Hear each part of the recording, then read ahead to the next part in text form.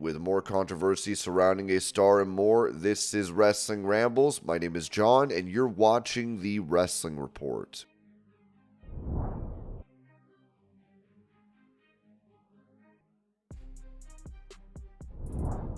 Ahead of their match at All In, Mariah May and Toni Storm would get into a scuffle.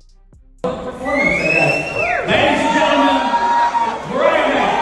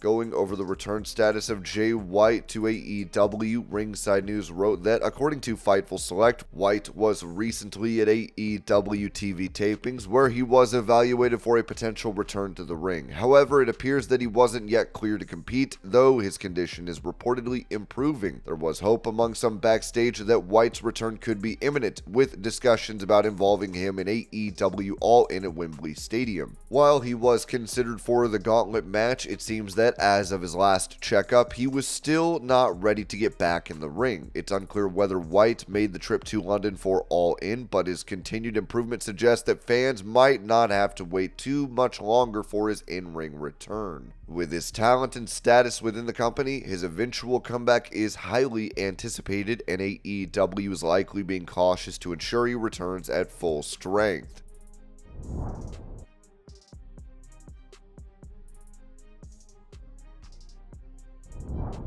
During the NFL preseason, the Nature Boy Ric Flair could be seen hyping up the Atlanta Falcons. I'm a Rolex wearing, diamond ring wearing, his stealing, wheeling dealing, limousine ride, jet flying, son of a gun. I'm having a hard time keeping you down.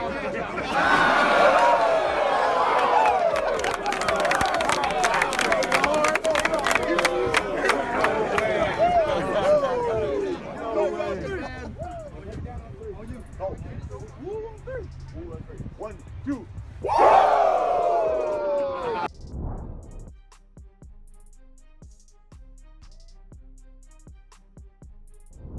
Addressing a rumor regarding the time on Raw that Triple H chased her over her announcing him as a former world champion, LILIAN Garcia noted with WrestleZone, "I'm going to tell you this much, but I'm not going to give it away because it has been a really funny one. The thing was, somebody had said that the reason I did that was because I needed to have a night off for some family event. That is the most ridiculous thing. I don't know where anybody got that. No, I was actually backstage for the rest of the show, so it was definitely not for that."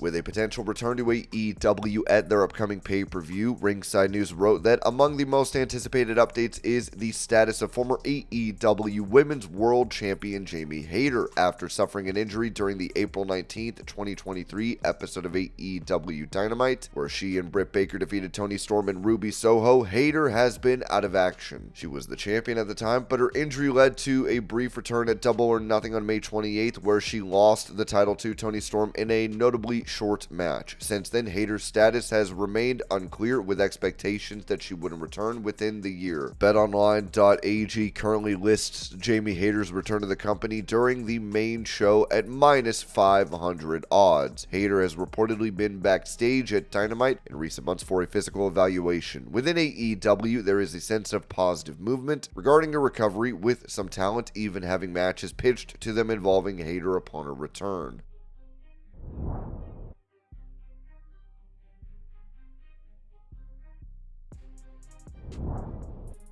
Staying on the topic of the All-In event in London, the betting odds were mentioned as Ringside News wrote that Ricochet's recent move from WWE to AEW has generated significant interest, particularly with his confirmed travel to London for AEW All-In. Although the details of his role at the event are still under wraps, the betting odds strongly suggest that he will participate in the gauntlet match, with odds set at minus 1,000. This indicates a high expectation for Ricochet to make a notable impact in his AEW debut, especially following his multi-year deal with the company. Beyond Ricochet, BetOnline.ag has provided odds for several other matches at AEW All-In. The Trios Championship match features the Patriarchy as the favorites at minus 400, followed by a mystery team at plus 200, the Bang Bang Gang at plus 550, and the House of Black at plus 1400. These odds reflect the perceived strength of the Patriarchy heading into the event, though the competition remains fierce. The mixed tag team match between Chris Statlander and Stokely Hathaway and Willow Nightingale and Tomohiro Ishii is another highlight, with Statlander and Hathaway favored at minus 160, while Nightingale and Ishii are close behind at plus 120. The AEW World Tag Team Championship match sees the Young Bucks as strong favorites at minus 700, with FTR at plus 400 and the Acclaimed at plus 700. These odds underscore the dominance of the Young Bucks in the tag team division, but also hint at the potential for an upset. In the Casino Gauntlet match, Hangman Page is heavily favored at minus 700, with the any other category listed at plus 125, suggesting an interesting dynamic with potential surprises. Orange Cassidy is a significant underdog at plus 1600, with Mark Briscoe and Kyle O'Reilly both listed at plus 2500. Several championship matches are also on the card for AEW All-In. In the American Championship match, Will Ospreay is a substantial favorite at minus 5,000 against MJF, who is listed at plus 1,000. Similarly, in the TBS Championship match, Mercedes Moné is also heavily favored at minus 5,000 against Britt Baker at plus 1,000. The TNT Championship Coffin match has Jack Perry favored at minus 1,000 against Darby Allin at plus 550, indicating a strong chance of Perry retaining his title. For the Women's World Championship, Mariah May is favored at minus 2,000 against Toni Storm, who is listed at plus 700. Finally, the World Championship title versus career match between Bryan Danielson and Swerve Strickland sees Danielson favored at minus 500, with Strickland at plus 300. Additionally, the odds suggest that more than 11 wrestlers will compete in the gauntlet, with the over-under set at minus 150 for over and plus 110 for under. These betting lines set the stage for an exciting and unpredictable event at AEW All-In.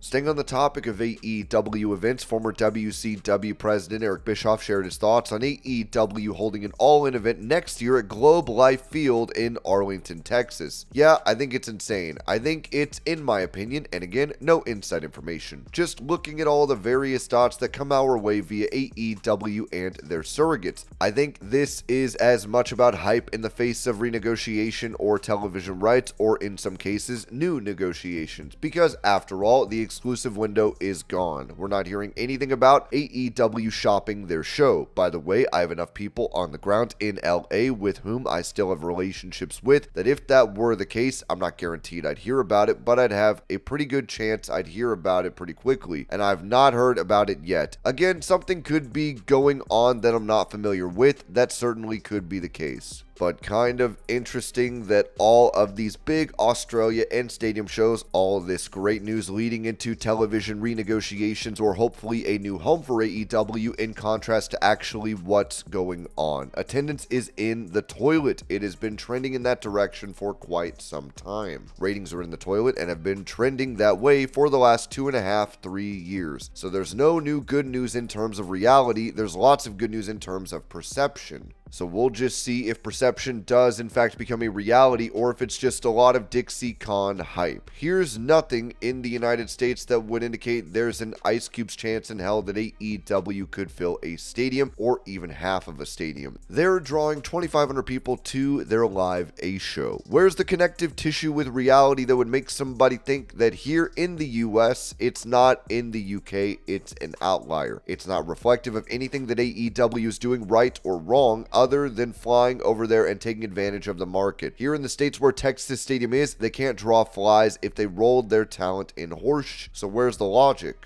And the only logic that I can find, especially given the pattern of Tony Khan, who loves to hype, who loves to build up big announcements, big surprises, change the face of professional wrestling as we know it. And it's just, so he has a pattern of overhyping and under-delivering. And my opinion, based on the context of this conversation, was that perhaps these announcements are more to persuade or get interest from new suitors for their television program, or give confidence to Warner Brothers Discovery. It's just a possibility, because there's no reality. There are no facts on the ground that would suggest to even the most optimistic diehard Kool-Aid drinking AEW fan that they're going to be able to fill an arena. I just don't see it. I mean, I get the excitement and oh, we want it to happen so bad. We're going to will it by just saying it over and over and over again. We're going to change our destiny by repeating what we want to have happen without doing anything to affect it and make it happen.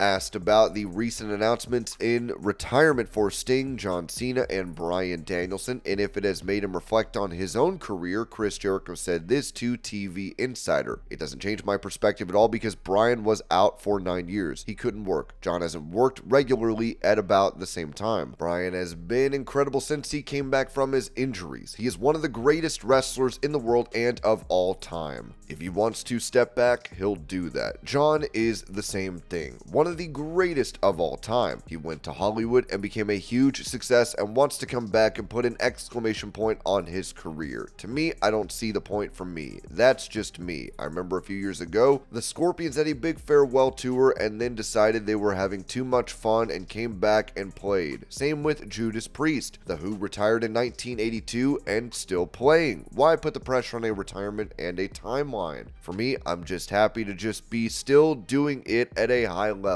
When that time comes, I don't want a retirement tour. I don't need a big retirement match. I'll just stop. Maybe I'll feel differently when it comes to that, but I also have other things. I have Fozzy where I get the live element form as well. I have the podcast, cruise, acting. I have other stuff going on and have walked away from wrestling a couple of times. We'll see what happens. Sting's retirement was one of the greatest moments of all time. I think Cena doing a farewell tour is awesome and people know these are the dates to see him. John is very driven that way. He'll be done when he says he is done and never come back. Bryan already said he would never retire. You won't see him as a full-time wrestler, but you'll see him in a ring for a long time. Everyone is different. For me, I just live in the moment and enjoy going to work every week and doing cool As long as I feel that way, I will continue doing so.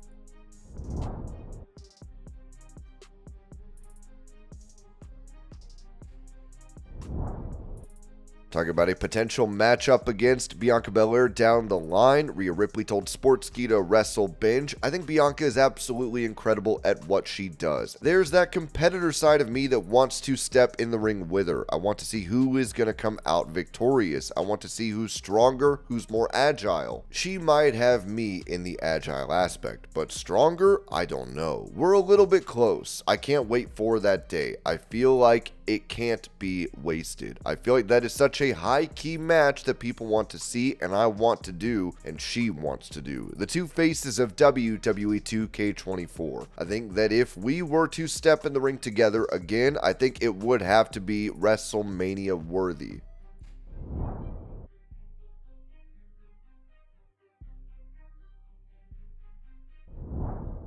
Mentioning the prior issues between Kevin Nash and LA Knight and their recent meetup, Ringside News noted that last year, WWE Hall of Famer Kevin Nash previously blasted LA Knight for being a ripoff of The Rock and Steve Austin. Nash even doubled down on his comments and had no intention of apologizing for what he had to say. In response to Kevin Nash's comments, LA Knight revealed that he hasn't had a direct conversation with Nash about their issues. He mentioned that he tried not to dwell too much on the remarks, but did accuse Nash of trying to take food off his table. Nope, but I've had conversations with his friends about it, and they've all been like, don't listen to this stuff. Whatever. What am I going to do? Worry about that? In a certain sense, there is one part of me that's like, if this guy wants to take food off my table, that's cool. It's a piece of move, but that's cool. At the same time, why am I going to bother thinking too much about it? While speaking with the Daily Mail, LA Knight talked about his backstage meeting with Kevin Nash at WWE SummerSlam 2024. Knight recounted the moment, explaining that Nash approached him while he was sitting in catering, chatting with some colleagues. Knight felt a hand on his back and turned to see Nash greeting him. Then a brief, friendly conversation with Nash asking about the match and everything going smoothly. Knight described himself as a mirror reflecting the energy he receives from others. He mentioned that while they might exchange some playful trash talk on podcasts or in interviews, the interaction with Nash was cordial. Knight noted that if Nash had come in with a different attitude, he would have responded in kind. But since Nash was friendly, Knight was equally pleasant in return. It's funny because he came up while I was sitting in catering talking to a couple of guys, and he came up and I felt this hand on my back and he said hello and we talked for a minute. He was asking about the match and everything was cool and hunky-dory. I am a mirror in a lot of ways. I give back whatever I receive. We could talk trash and whatever he says on the podcast or what I say here and there, it could go either way. If he had come in talking, craziness or whatever, I'd have probably responded in that regard, but he was a sweetheart and I was a sweetheart right back.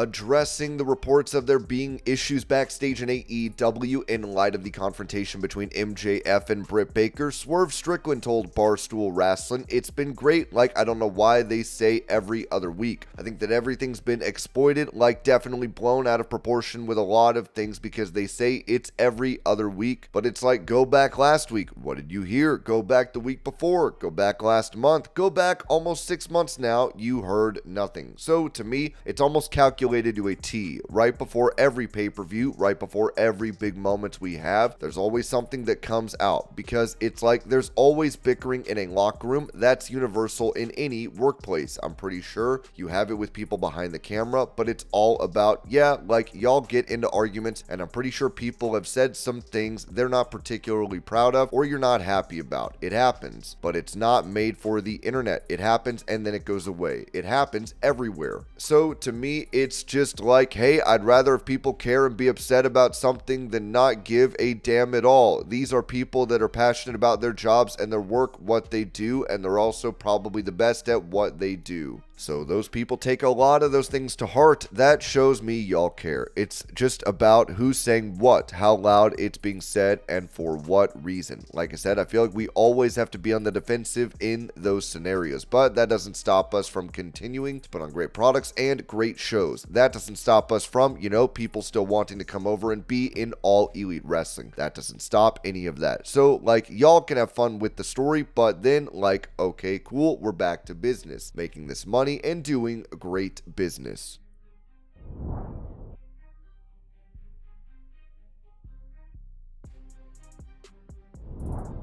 Defending CM Punk against allegations from his time at AEW of being a cancer in the locker room, Bully Ray noted on Busted Open Radio, there is a lot to dissect there. The word that jumps out at me is cancer, because that is a very, very harsh word. Is CM Punk a cancer in wrestling? In wrestling locker rooms? I can only go off what I know of the guy. So with Punk, I go by my own interaction with him. I go by his demeanor, his tone, his inflection, how I see him act with other people. And then I also compare that person to myself and my perception out there. Do I think CM Punk is a cancer in a pro wrestling locker room? Absolutely not. CM Punk is a guy who is passionate about the professional wrestling business. He's passionate about what he does. He is direct, he is intense, he knows what he brings to the table, and he expects you to bring something to the table too.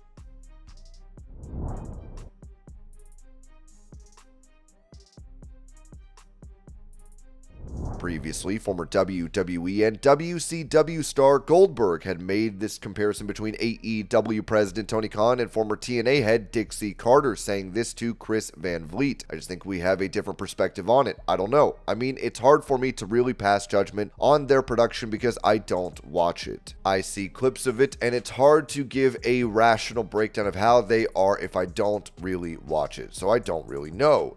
Tony Khan, reminds me of Dixie Carter, but a male version. I don't know if it's a good or a bad thing, but he reminds me of that scenario. It's just a different feel. It's just different. Responding to this, ex-WWE writer Vince Russo noted on the Wrestling Outlaws, "I just find it really odd because the reality of the situation is Bill Goldberg didn't work for either person. So I just don't know how he has all this knowledge to make the comparison when he didn't work for either of them. Listen, man, when it comes to Dixie, I'm gonna defend Dixie to the moon. She was in way over her head. She had no idea what she was getting herself into. She was way, way, way too nice to be in a business like that."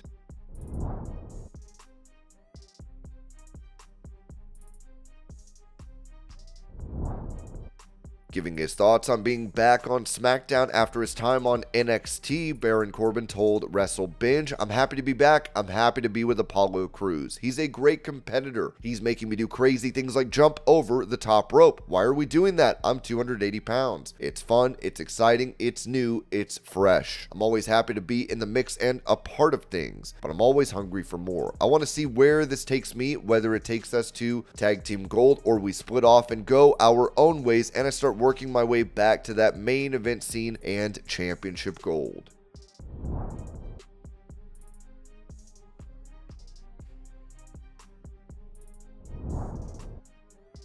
Asked for his reaction to becoming the United States champion in WWE, LA Knight said this to Mailsport, "There was definitely a point last year where I felt like now was probably the right time to make it happen. There's no real way to know what's right or wrong, but at this point, whether it was late or on time, it feels right. I think whether it happened last year or this time, the onus was on me to prove that I could stay afloat and remain as popular as I have for the last year. I think that was really weird. I don't know what it is about me, and maybe it's with everybody or maybe it's just me because of how quickly things happened and picked up. The popularity grew last year and there was a lot of thought about whether it would last or if it was just a flash in the pan. You've heard those promos, flash in the pan, flavor of the month, etc. I think there was some genuine concern about that to the point where it was like, alright, well, we pulled the trigger on this guy and if things flounder, what do we do? Well, guess what? Nothing ever floundered. Yes, things ebb and flow. They go up and down, but as things cooled off a little bit in the winter of early 2024, all of a sudden, boom, we get into the spring and summer and things are bigger, super bigger, and on track more than they've ever been.